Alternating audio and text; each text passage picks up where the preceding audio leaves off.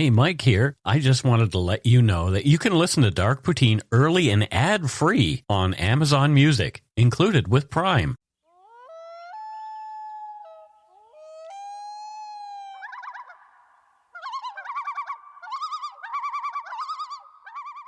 Welcome back to Dark Poutine. I am Mike Brown, and here in the Dark Poutine studio in Langley, BC, all alone, but... I'm over here.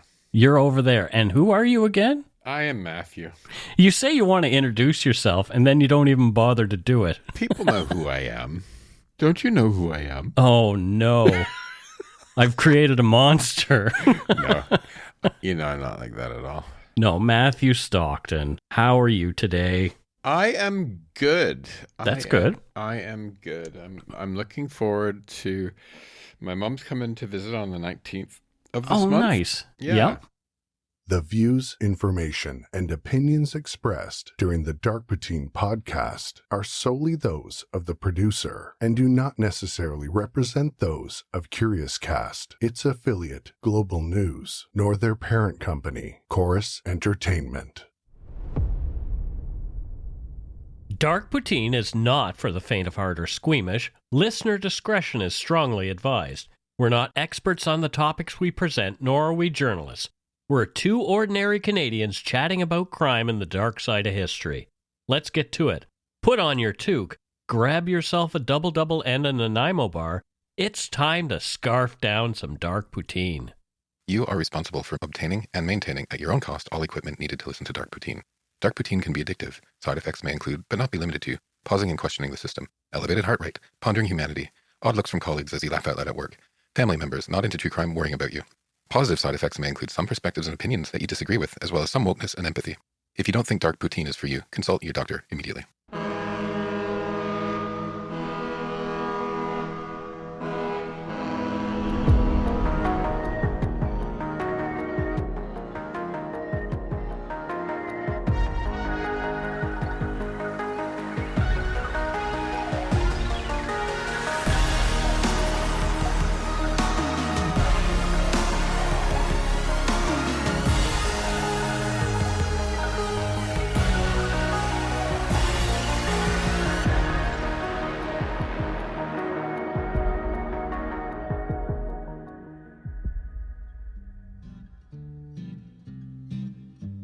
Ezra Allen Miner, more commonly known as Bill Miner, was an infamous American stagecoach and train robber born in Michigan in 1846. Bill Miner's criminal career included an early arrest on April 3, 1866 for robbery, leading to a 3-year sentence at San Quentin. Over a span of 35 years, Miner was incarcerated for almost 30 years. Experiencing 2 official releases and making 5 escapes from custody. He became infamous in Canada for robbing the Canadian Pacific Railway, CPR, and securing his status as a legendary figure in Canadian outlaw lore, which included an escape from the notorious BC Penitentiary in New Westminster. Known by nicknames such as the Grey Fox and the Gentleman Bandit, Miner was celebrated for his courteous demeanour during his heists. Furthermore, he is often credited with popularizing the now iconic command during robberies, "Hands up!" However, this may be hyperbole. Miner's blend of politeness and notoriety helped him cement his legacy in the annals of Canadian criminal folklore. This is Dark Poutine, episode 314, The Life of the Grey Fox, Bill Miner, Train Robber. My introduction to this notorious train robber came through one of my favorite desserts at the Keg Steakhouse chain, Billy Miner Pie, named for the infamous old-timey outlaw. This dessert comprises a cappuccino ice cream cake built upon an Oreo crumb crust, garnished with sliced almonds, and generously drizzled with warmed chocolate fudge and caramel sauces. It's a yummy treat, and it's as tempting to look at as it is to eat. You won't be disappointed. Don't tell them I sent you because they don't know who I am. Once you're hooked, you can buy Billy Miner Pie flavored ice cream in 500 milliliter tubs if you want to fix at home. Failing that, the internet is also chock full of decent DIY Billy Miner Pie recipes. So what in a Billy Miner pie is there anything that has to do with Billy Miner? Well, I guess maybe the Oreo parts look like dirt, like mining, and I see. So I was thinking maybe a little toy train at the keg comes out to like woo woo, comes around to your table. Well, and then it takes your wallet as it leaves. Woo. Well, it's sort of like those. I've never seen one here in Vancouver, but in London there's tons of them, like Yo Sushi. Yes, I went to that in Heathrow. Are there any of those in Canada? Little conveyor belts, because they're all over the place in London. I've seen a couple of them, and there's one here in Vancouver. At least there used to be. I think it was called Tsunami Sushi, and it was little boats that came by on a conveyor belt. It was really cool. I saw online that there's a cheese restaurant, and it brings cheese around on plates. Oh, that's fun. But let's get back to Bill Miner. Who the heck was this guy, and so infamous that the keg had to name a dessert after him? The outlaw, remembered now most commonly as Bill Miner, was born Ezra Allen Miner. Throughout his career, Miner used numerous aliases, including California Bill, William A. Morgan, and George Edwards, among others. According to authors Mark Dugan and John Bessenecker in their book The Gray Fox, after sorting through scads of inaccurate information, historical evidence confirms Miner's birthplace as Vevey Township, Michigan, on December 27, 1846, to Joseph and Harriet Miner. Some accounts have Bill born in Bowling Green, Kentucky, including a few of his own, in 1847. However, Dugan and Bessenecker dispute this. Bill's tales of early adventures, including a daring ride through Apache territory and running a mail service for exorbitant fees, are debunked by geographic and historical inaccuracies, such as the non-existence of Apaches in Southern California and the physical impossibility of his claimed rides. These stories are characteristic of Miner's love for creating a more colorful version of his life than reality might have allowed.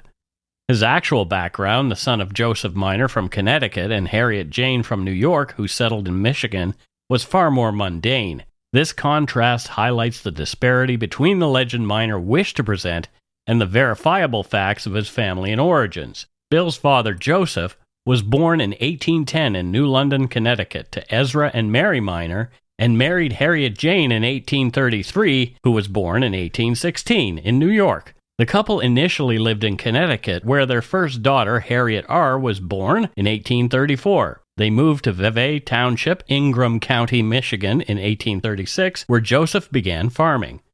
The Miners expanded their family and land holdings in Michigan, with their children Henry Clay, born 1840, Mary Jane, born 1843, and Ezra Allen Bill, born in 1846.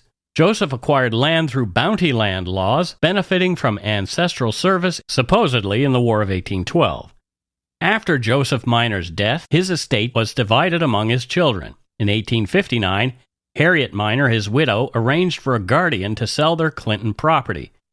She used the proceeds to move her family, including 13-year-old Bill, to California's gold mining town of Yankee Jims. The motivations and details of their journey remain speculative, but this move significantly impacted Bill Miner's later life.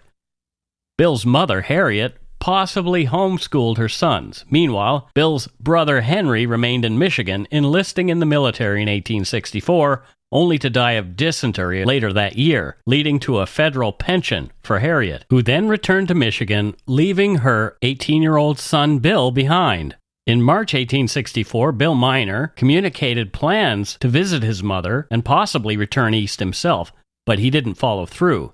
By April of the same year, he'd enlisted in the Union Army as William Allen Miner, the first record of using his name, Bill Miner. Bill's military service was brief. He deserted in July 1864, reflecting his disdain for authority. He didn't like being told what to do. Raised in the mining camp of Yankee Jims, Bill's early work as a laborer likely involved mining, a skill set reflected in his later life. Following his military desertion, he returned to work in Placer County's mines, laying the groundwork for his future in crime. Billy Miner's actual entry into crime likely occurred in 1863. It started with a horse theft in Los Angeles County, leading to his arrest and a quick release on bail. with charges probably dismissed due to a witness issue. His initial crimes were amateurish, including robbing his employer of $300 in 1865. That would have been a lot of money then. An act overlooked due to his youth. Well, I guess if you can get away with it. In one of his only solo crimes, at 19, Miner stole a high-priced suit and a gold watch in Auburn, demonstrating his bold yet inexperienced criminal behavior. Despite a search by local authorities, Miner escaped back to Yankee Jim's. So as far as we know, his first real foray into crime was stealing this horse in 1863. That's right. So what was that called back then? Was it called like Grand Theft Equus? No. No? And hey, there's an idea. What if there's like an 1860s version of the game Grand Theft Auto called Grand Theft Equus? Well, guess what, Matthew? What? There is. No. It's called Red Dead Redemption. Oh, okay. And there's been 2 versions of it. It's made by Rockstar, which also made Grand Theft Auto. Okay. And in it, you can steal horses and other things, rob stagecoaches, trains, and even tie someone up and throw them on the train tracks for them to be run over. Wow. Yeah. Well, see, every time I have an idea, somebody else has already done it. Me too. You know what I'm thinking of? Do you know that Velvet Underground song? You robbed a stagecoach in the rain, and I've been singing that ever since I read this script. Oh, there you go. That's a good song. I'm Sticking With You, I think it's called. Bill Miner continued his criminal endeavors, stealing horses in Forest Hill and heading to San Francisco to sell them, where he picked up John Sinclair as an accomplice. Miner's pattern of never working alone and choosing easily influenced partners began to emerge. After enjoying San Francisco's vices, Miner and Sinclair robbed a ranch hand near the San Joaquin River. Their spree continued until law enforcement, informed by their previous victim and a telegram about the stolen horses, arrested them in Woodbridge. Despite their capture, Miner and Sinclair planned an escape from jail, attempting to tunnel through a wall and plotting to overpower the jailer, which ultimately failed due to vigilant jail monitoring. Their arrest and failed escape attempt highlighted Miner's boldness and resourcefulness even in the face of consequences. Bill Miner and John Sinclair were indicted for robbery, facing trials and convictions in San Joaquin County, with Sinclair and Miner both sentenced to 3 years in San Quentin in April 1866. Despite their situation, they appeared cheerful on their way to prison. Unlike his later fabrications, Miner accurately registered his personal details in San Quentin. Conditions in the prison were dire, characterized by brutal disciplinary methods and minimal comfort in overcrowded cells. Placer County pursued charges against Miner for horse theft, leading to additional sentences in 1866. At San Quentin, Bill Miner encountered a prison environment where homosexuality was prevalent, particularly in secluded areas like the jute mill where he worked. With his youthful appearance, Miner was likely a target for other convicts.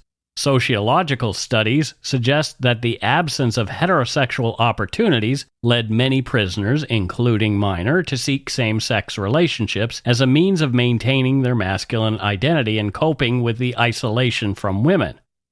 Bill Miner adapted to the prison's sexual dynamics, engaging in homosexual relationships that became a part of his identity during and after his incarceration.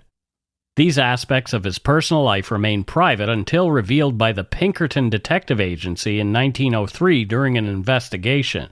As one can imagine, during the 1860s and 1870s in North America, societal attitudes toward homosexuality were predominantly negative, reflecting the broader Victorian-era norms that emphasized traditional gender roles and confined sexual behavior within the bounds of heterosexual marriage.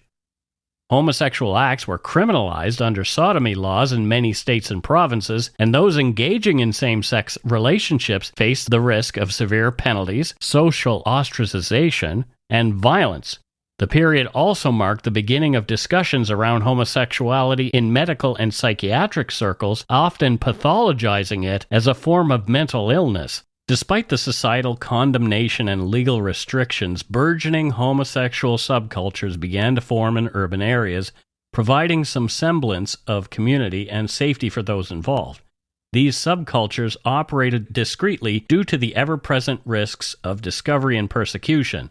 The public discourse on homosexuality, when it occurred, typically revolved around scandal and criminal cases, further entrenching the stigma against same-sex relationships. Now, just to pull the curtain back a little bit, I didn't know I was going to be telling this kind of story when I started talking about Bill Miner. I didn't know anything about him, really. The gays can be stagecoach robbers as well. Sure. This is interesting. So that was the 1800s. And yeah, you're like, oh, it was so different way back then, right?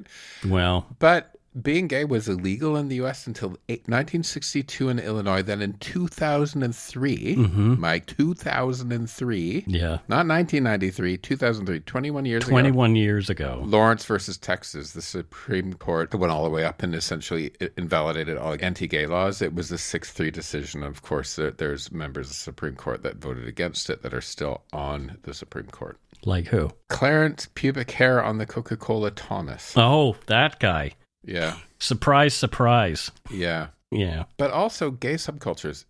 My husband came home from the gym yesterday and turns to me and goes, I don't know how to talk to gay people anymore. Oh, no. And I said, what do you mean? He's like, well, I think they all go out to clubs and bars and stuff, and they're all chatting. And he's like, it's Tuesday. You saw each other on the weekend. What do you have to talk about? He's like, and I'm like, I think it's called getting old, Justin. That could be it. Bill Miner was released in early 1870 due to good behavior, but he developed a taste for the criminal life, and on leaving prison, he was already thinking about his next moves. Bill Miner teamed up with James Alkali Jim Harrington, a former prison mate known for his criminal expertise. Alkali Jim introduced Miner to advanced criminal activities, including burglary and stage robbery, emphasizing escape tools and strategic betrayal. With Charles Cooper, another ex-convict, they engaged in home burglaries and planned a stagecoach robbery, showcasing Miner's strategy and interaction with victims, characterized by intimidation mixed with politeness. Despite Cooper's initial reluctance, he joined the robbery, which was carefully executed, avoiding unnecessary violence and even showing compassion toward their victims. The trio's successful escape and Miner's purchase of a new suit with the loot highlighted his adaptability and the beginning of his criminal legend, albeit without evidence of him coining the phrase, hands up. Well, I'm kind of picturing him doing it like, because he's gay, like the YMCA. Oh, hands up! Like YMCA, hands up! Home burglary. So last night I was playing SimCity and realized that when there's a thief walking around the street in the game, you can click on them and you can see where they actually live. So I started bulldozing their houses while they're out thieving. What? And I'm like, it's fun to play judge, jury, and bulldozer. Yeah, so it's like a harsh punishment from Matthew. I bulldoze their house while they're out stealing, so they have nowhere to go or they're done. Matthew is tough on crime in his Sim City. Oh boy.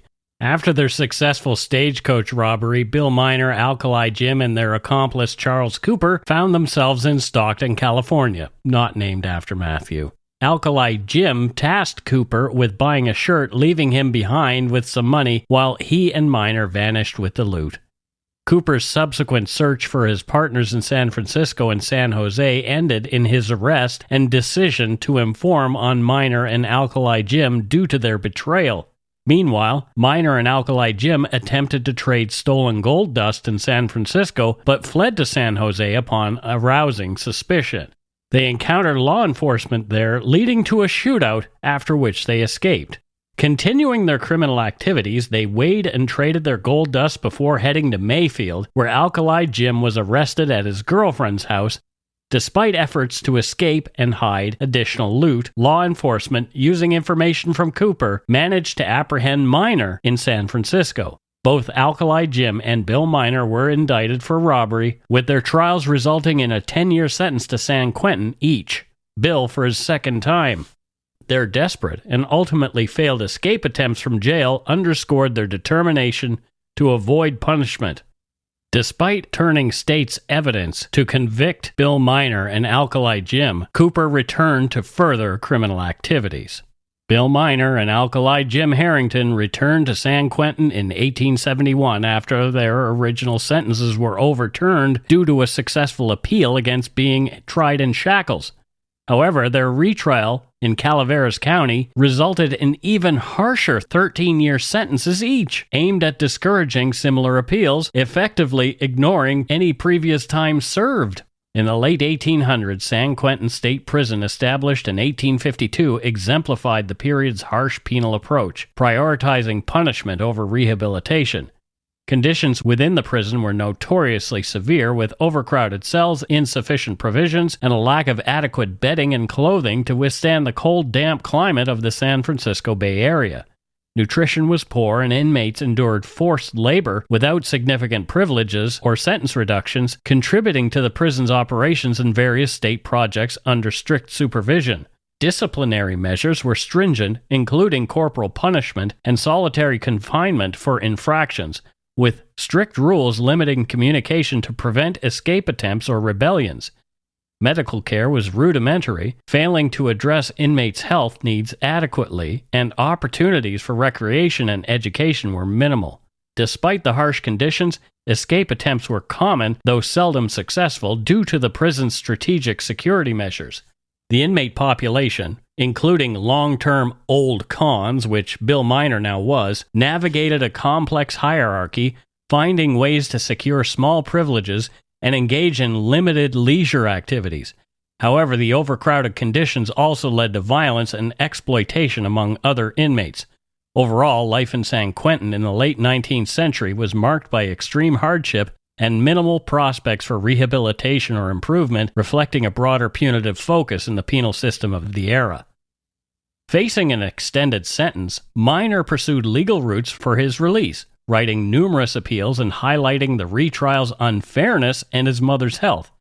His efforts reflect a deep entanglement with the criminal justice system characterized by failed escape attempts and, of course, more punitive repercussions. After one escape attempt, Bill was flogged in the prison yard in front of the other inmates as a warning. He was then sent to solitary for an extended stint. Bill Miner was eventually freed from solitary confinement, yet remained under strict surveillance by the prison staff. For an extended period, he was forced to wear an Oregon boot, a heavy device attached to his right leg to hinder any escape attempts. After completing 9 years of his doubled sentence, Miner was released on July 14, 1880. At the age of 33, he had already spent the majority of his adult years behind bars. After being released from San Quentin, Bill Miner moved to New Mexico and then Denver, Colorado, adopting the alias William A. Morgan. Despite the harsh treatment in prison, Miner wasn't embittered and reinvented himself as a sophisticated Southern gentleman. He associated with Billy Leroy, a notorious outlaw, and engaged in criminal activities there. After escaping a lynch mob following a failed stage robbery, Miner headed to Chicago and later to Onondaga, Michigan, where he posed as a wealthy heir, quickly integrating into local high society and getting engaged. However, by February 1881, after depleting his funds on a lavish lifestyle, Miner claimed he needed to care for his ill mother and left after a farewell banquet.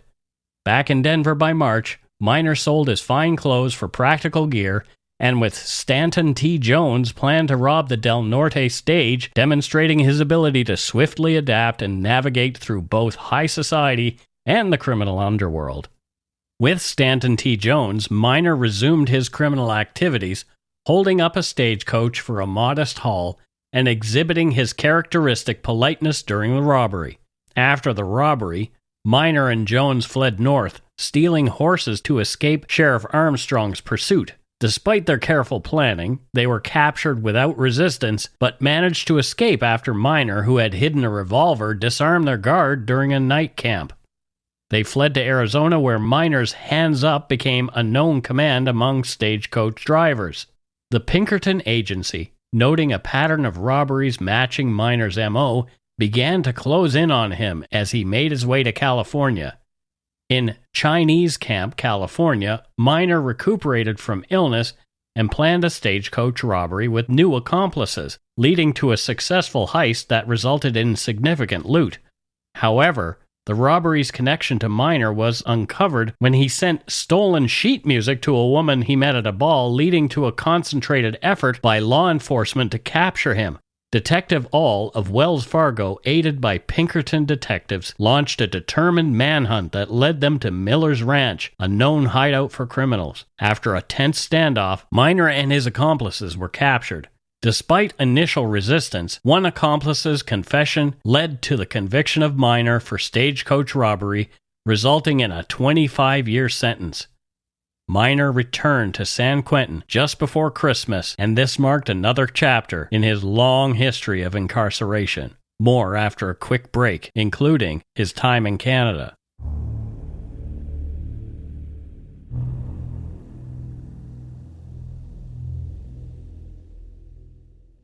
And we are back. Matthew's thoughts on At the Halfway Point. It's such an exhausting way to live, Mike. Like you're telling me the story, and I'm like, I was thinking the other day when I was watching a TV show where all these criminals were like at war amongst themselves and with the police.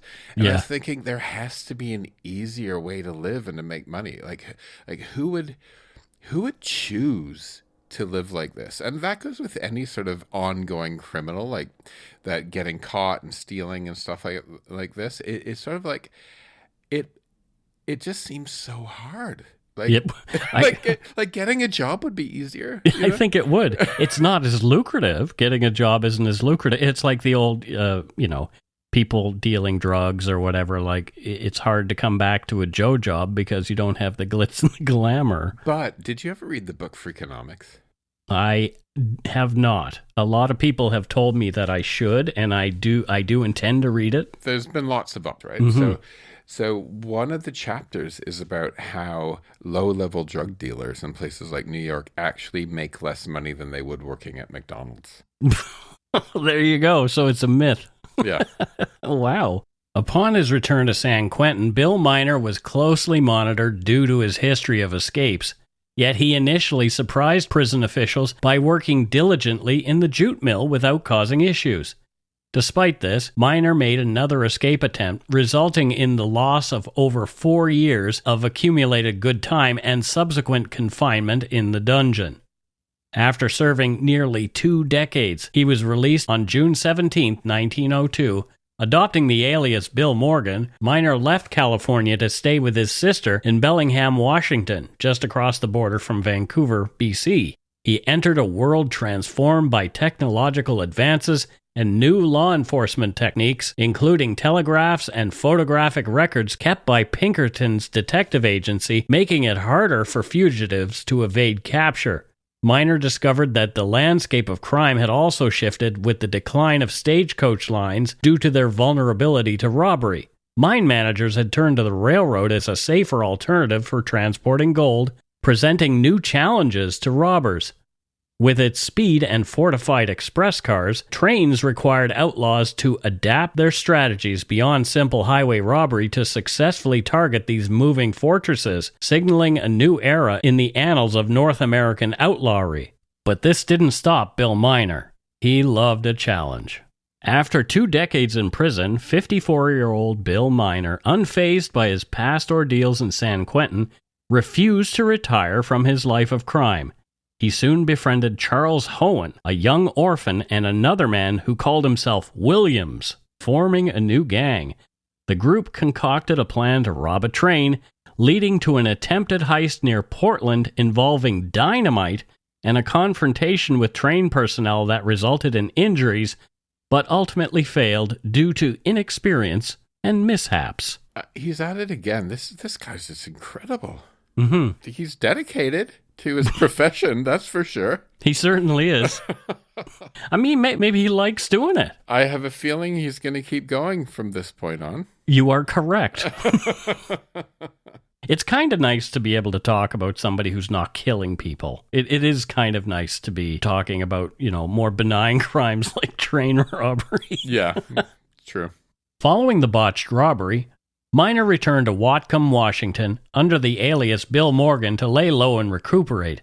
Despite the challenges of quickly changing times, Miner persisted in his criminal endeavors, leading to another attempted train robbery that ended with his companions arrested and Miner evading capture once again. The subsequent investigation, propelled by accomplice Guy Harshman's confession and Pinkerton's detective work, led to the arrest of Charles Hohen and the identification of Miner, though he had vanished.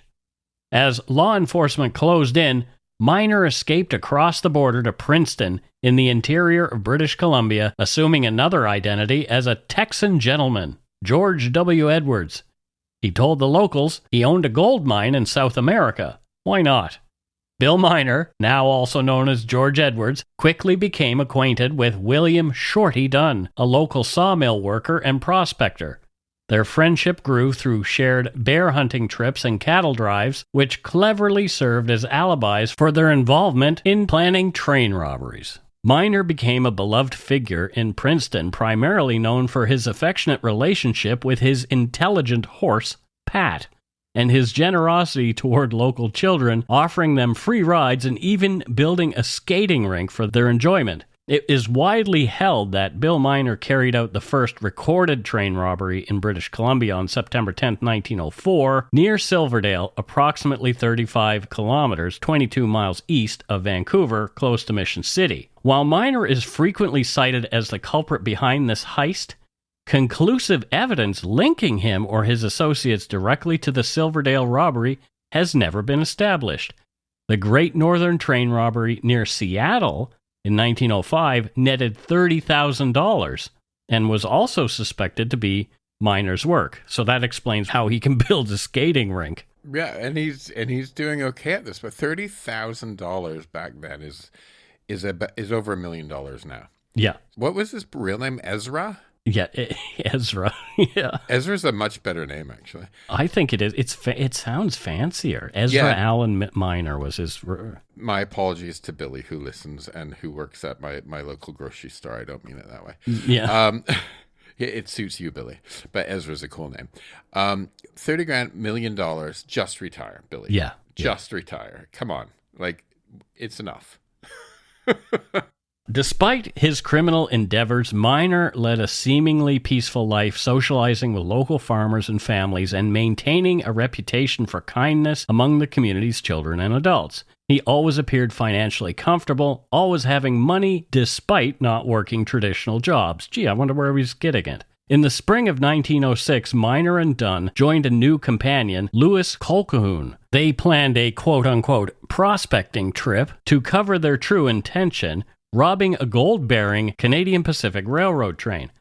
On the night of May 8, 1906, the CPR's Imperial Limited encountered Bill Miner and his gang during a routine stop.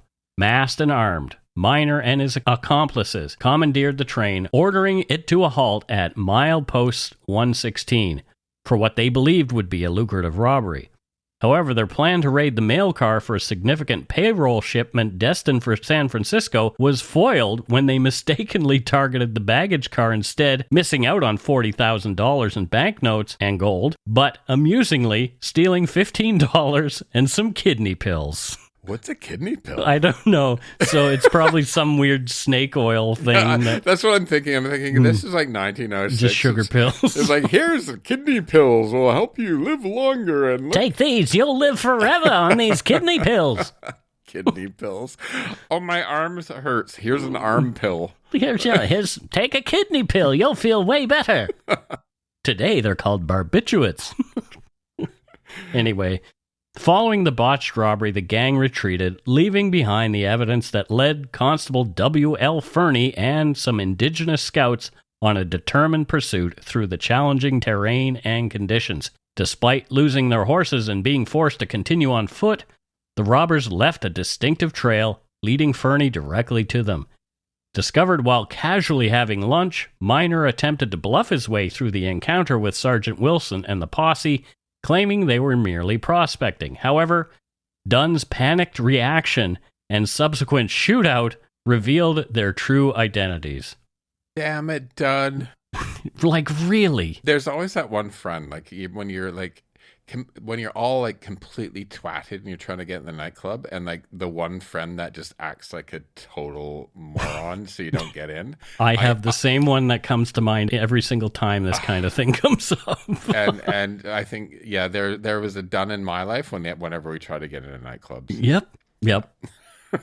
Despite Miner's initial protest, the discovery of specific items and recognition of Miner's tattoos from a $20,000 reward poster description confirmed the lawmen's suspicions, leading to the arrest of one of North America's most notorious bandits and his accomplices.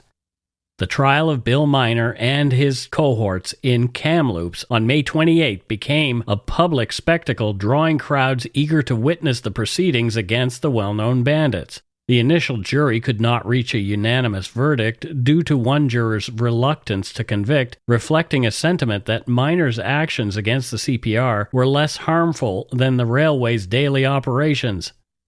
A second trial on June 1st swiftly concluded with guilty verdicts and life sentences for Miner and Dunn and 25 years for Colquhoun, highlighting Miner's criminal history and Dunn's violent resistance during arrest. The convicts received public support as they awaited transport to New Westminster Penitentiary, demonstrating Miner's continued charisma and notoriety. New Westminster, founded in 1859 and named by Queen Victoria, was the original capital of the colony of British Columbia, selected for its strategic Fraser River location, advantageous for trade and defense. This city was pivotal during the 1858 Fraser River Gold Rush, serving as a critical entry point and supply hub for miners, significantly impacting regional population growth and economic development. Though initially vital as the administrative and military nucleus, New Westminster's role as the capital was brief. Victoria assumed the capital status in 1866 after the merger of the mainland and Vancouver Island colonies. Even in custody, Bill Miner joked and seemed resigned to his life sentence, acknowledging his age and the inevitability of spending his remaining years behind bars. The British Columbia Penitentiary, commonly called the BC Pen, stood as a grim monument to punishment and fear for just over a century after its doors swung open in 1878 until its closing in 1980. This dark fortress, the first federal maximum security prison in the West, was not just a jail but a breeding ground for tales of escapes, hangings, suffering, violence, riots, and hostage-takings. Known for its brutal conditions and strict discipline, the penitentiary was home to some of Western Canada's most notorious criminals. Bill Miner's early period in the pen was marked by strict confinement. He worked in the shoe shop to accommodate his bad feet. Outwardly, Miner seemed content and no longer intent on escaping. However, on August 8, 1907, Miner and an accomplice exploited the relaxed security in the brickyard, aided subtly by fellow inmates, to escape through a hole under the fence and over the outer wall using a stolen ladder, initiating a frantic prison alarm and escape response. Despite Deputy Warden Burke's confidence in recapturing Miner and his belief in his impaired mobility due to his bad feet, the escapees initially left clear trails. Yet Miner's distinct shoe prints soon diverged from those of his accomplices, and despite a bloodhound's brief tracking, the search became futile. Bill Miner had vanished again. A reward poster was drawn up. It read, $500 reward, with a picture of an elderly-looking Billy Miner below, prisoner number 980. The above reward will be paid for the arrest and detention of William Bill Miner, alias Edwards, who escaped from the New Westminster Penitentiary at New Westminster, British Columbia on the 8th of August, 1907, where he was serving a life sentence for train robbery. Description: age 65 years, 138 pounds, 5 foot 8.5 inches tall, dark complexion, brown eyes, gray hair, slight build, face spotted, tattoo base of left thumb, star and ballet girl, right forearm, wrist joint bones large, moles center of breast, one under left breast, one under right shoulder, one on left shoulder blade, discoloration left buttock, scars on left shin, right leg, inside at knee, 2 on neck. Communicate with Lieutenant Colonel A.P. Sherwood, Commissioner, Dominion Police, Ottawa, Canada. It's quite a description. Bill Miner's successful escape from prison sparked widespread speculation and controversy. Some doubted the official escape narrative, suggesting instead that prison officials might have facilitated his departure, pointing to the implausibility of escaping through the reported hole. allegations emerged of prison officials allowing Miner privileges such as unrestricted visitor access and communication, raising further doubts about the circumstances of his escape. These developments prompted calls for an impartial inquiry amidst public unrest and skepticism. We've always loved an inquiry here in Canada. Even Prime Minister Sir Wilfrid Laurier weighed in on Bill Miner's escape from the floor of the House of Commons. Laurier said, quote, "The question which interests this country is whether there has been any connivance on the part of anybody in the escape of Bill Miner. No more dangerous criminal, I think, was ever in the clutches of Canadian justice. It was just a fact for which we took some credit that when one of these American desperados came to Canada thinking to play with impunity in this country, the pranks he had been playing on the other side of the line, he was arrested, tried, and convicted. It was a shock when we heard, and we heard it with a good deal of shame also, that he had been allowed to escape from the penitentiary." End quote. After escaping from the New West Pen, Bill Miner's legend continued to grow, though the last documented sighting of him was a visit to a local farm. Interest in Miner resurfaced with a train robbery in 1909, initially suspected to be his work, but ultimately linked to the Haney brothers, another local gang. Despite keeping an eye on known Miner haunts, police had yet to find him reappearing at these locations. Miner later claimed to have spent 2 years post-escape working various jobs across the United States and even Europe, though those who knew him took these tales with skepticism. He eventually worked at a Pennsylvania sawmill under the alias George Anderson. Still seeking thrills, Miner formed a new gang and orchestrated George's first train robbery in 1911. The heist, while successful in netting $1,000, failed to crack a larger safe containing $65,000. The gang split up, with Miner eventually being captured in a cabin by a posse, misled to believe he was just an old man until a Pinkerton detective recognized him. Bill denied involvement. However, evidence and his companion's confessions led to his conviction and a 20-year sentence, alongside sentences for his accomplices. Fearing the Georgia prison system, Miner, now an old man, expressed a preference for Canadian imprisonment, but Georgia authorities chose to retain him. They underestimated Miner's resolve. He escaped with a fellow prisoner 7 months into his sentence, only to be recaptured. In June 1912, Miner made another astonishing escape during a storm, but was eventually recaptured after surviving a harrowing journey through a swamp. His health finally failed him, and Bill Miner died in the prison hospital on September 2nd, 1913, concluding the extraordinary life of a legendary bandit who never ceased to seek freedom, even in the face of insurmountable odds. Oh, I'm exhausted. Yeah. He must have died from exhaustion, Mike. He had to have. When I was reading the script, I'm like, he can't go on. He can't go on. He just kept doing it. He's just the Energizer outlaw. Yeah, I think, you know what, like, he never killed anyone, and, you know, it's theft is theft, and you shouldn't do it, and it's bad, and people get scared and all of that sort of stuff. But it seems like he kind of thought of it as a game. Yeah. Do you know what I mean? Just sort of... Maybe he was thinking about a video game. Yeah. Way ahead of his time, like 100 and something years. In the 2000s, somebody's going to make a game about it. Yeah, exactly. And a dessert. And a dessert. Speaking of desserts. I'm hungry. As well as inspiring that dessert at the keg, Bill Miner's infamous legacy lives on in Kamloops, British Columbia, with a mural on Cactus Jack's Saloon and Dance Hall. And Maple Ridge, where the Billy Miner pub operated in a historic building by the Fraser River. There are tales of hidden loot in Green Lake / 70 Mile House, BC, thought to have funded his escapes and remain undiscovered. Miner's story inspired the Ballad of Bill Miner by Philip Mills. In 1952, following a proposal by the Princeton Board of Trade, the peak, formerly known as Bald Mountain or Baldy, was renamed Mount Miner to commemorate Bill Miner. Miner had resided on Jack Budd's ranch opposite this mountain from Princeton while he orchestrated some of his robberies. Additionally, Billy's restaurant in Princeton, BC, bore his name in homage. In 1982, the tale of Bill Miner was adapted for the silver screen by Mercury Pictures, a film company based in Vancouver.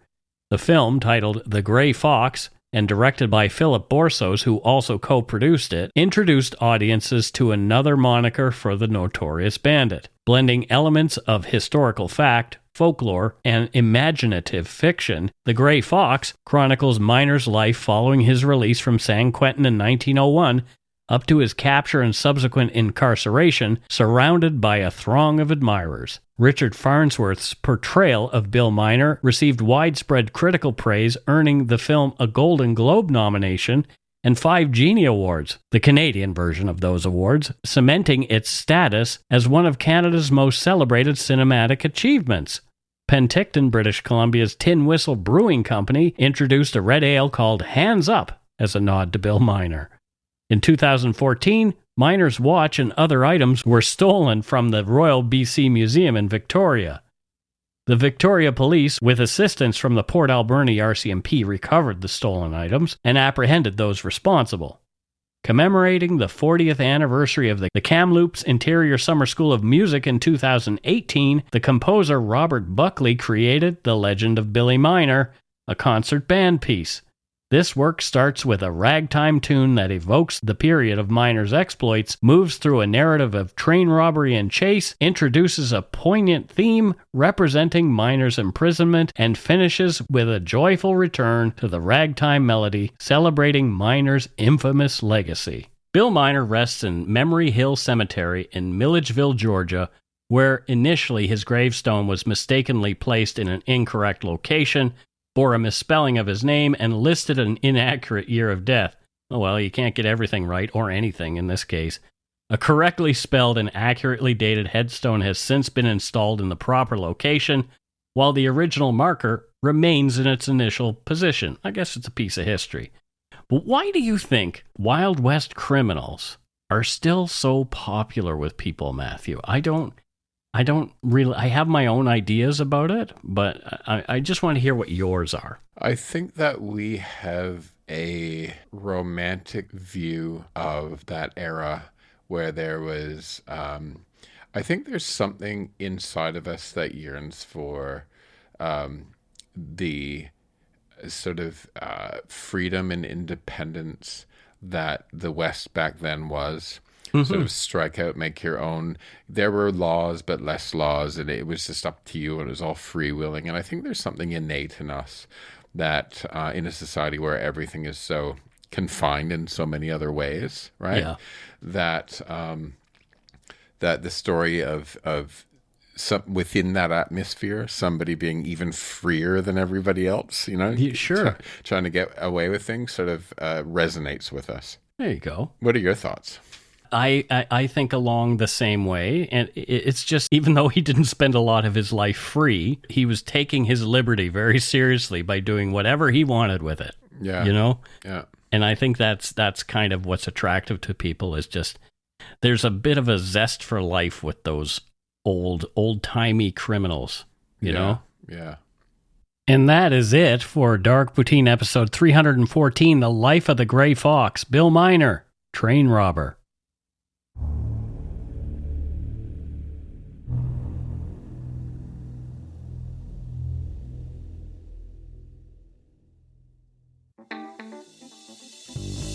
That's right. It's time for voicemails.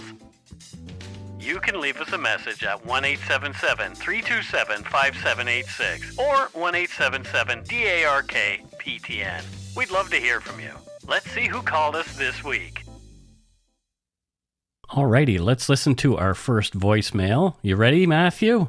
I am ready, Michael. You were born on a green light, weren't you? I was born on an amber light, but I just put my foot on the gas. Caution, but you throw caution to the wind. Hey, this is Leah from North Carolina. I started listening to y'all in the summer, and I have just caught up. Now, I started at the beginning and worked my way to the end. I'm not one of those people that listens backwards, because who wants to hear the update before they hear the actual case? And to celebrate, I have a question for y'all. Oh, first of all, Mike, I think you traded up, and Matthew is like your trophy co-host. So good job there. I do have a question for you. Did you hear about the man that got hurt during a peekaboo incident? He had to go to the ICU. So y'all have a good day. And go shade your hat. Oh dear, it took me longer to get that than it should have. But, no, I got it right away. But, oh my goodness. I see you. I see you. Thank you, Leah. Thank you so much. North Carolina, was it? Yeah, I think so. I love it when people say y'all. Y'all. What do you think she does down there in North Carolina, Matthew? There's all kinds of things that go on. There are all kinds of things that go on. I think she's a nurse because she's telling bad ICU jokes. Oh, that could be. that would actually follow. And that would make sense. And thank you for calling me a trophy host. Oh, yeah. We appreciate that. Now, if my husband would just realize I'm a trophy husband and look after me, I'd be happy. Well, sadly, I'm nobody's trophy. I'm just like the trash left out by this curb. No, Mike, don't be hard on yourself. Oh. You're the participation ribbon. Oh, jeez. I'm just kidding, buddy. I don't want to be that either. Anyway, I love you. I do. Let's move on to our next voicemail before I start to cry. Hi, Mike and Matthew. It's Jana from the South Shore again. I tried to leave a voicemail yesterday, but the reception here is terrible, and I lost you. I was just wondering if you guys had this on a list already for future episodes, but I'm wondering if you've heard of the case of Marianne Lamrock. She disappeared in March 1990, and her body was found 2 years later in January 1992. She had been stabbed multiple times. She was from Shelburne County originally, but she lived in in East Pubnico at the time of her disappearance. Anyways, it's a kind of a cold case now. It's really sad, and I find it doesn't get a lot of highlight, I guess. And it would be nice.